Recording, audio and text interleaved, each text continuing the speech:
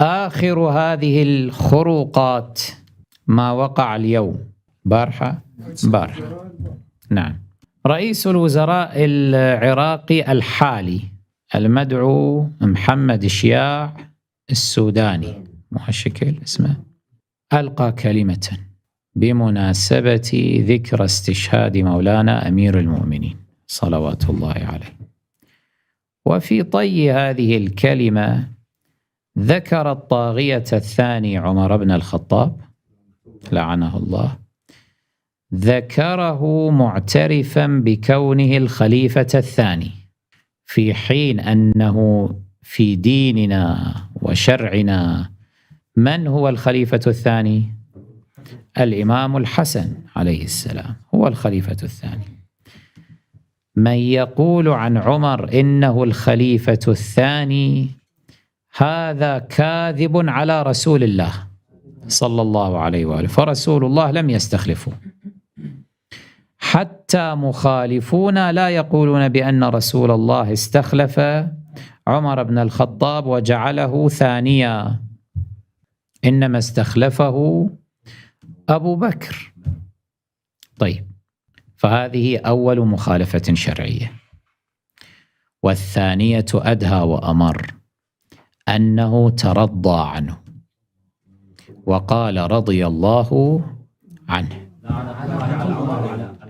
لعنه الله. هذا شذوذ، وهو من جملة الخروقات للدين للشرع بل وللأخلاق وللضمير. الإنسان الذي يترضى عن طاغية هذا ليس بإنسان، هذا حيوان، بل ربما يكون أسوأ من الحيوان، أدنى من الحيوان. بعض الحيوانات أليفة لا تظلم، بعض الحيوانات كتاب الله عز وجل حدثنا عن بعض هذه الحيوانات أحاديث تدل على سموها في الحقيقة. نملة سليمان مثلا، هدهده مثلا، وهكذا. هنالك صنف من البشر أدنى من الحيوانات. أنت حينما تترحم على ظالم أو تترضى عنه، أنت هنا تنسلخ من الإنسانية. تقول لي متى ترضيت عن ظالم؟ أقول ترضيت عن عمر بن الخطاب.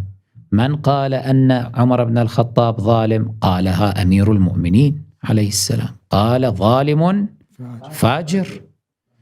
طيب، من يقول أن هذا الكلام صحيح؟ أقول إجماع الشيعة. ألست تقول أنا شيعي؟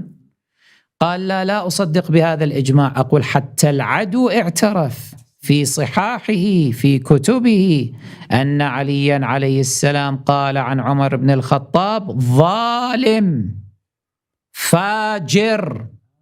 فأنت ما تستحي على وجهك تقف هكذا في بلد أمير المؤمنين علي عليه السلام وبلد شيعته وفي يوم أو ليلة شهادته، وتقول عن عمر رضي الله عنه تترضى عن ظالم فاجر؟ هذا شذوذ. أنت الآن شاذ.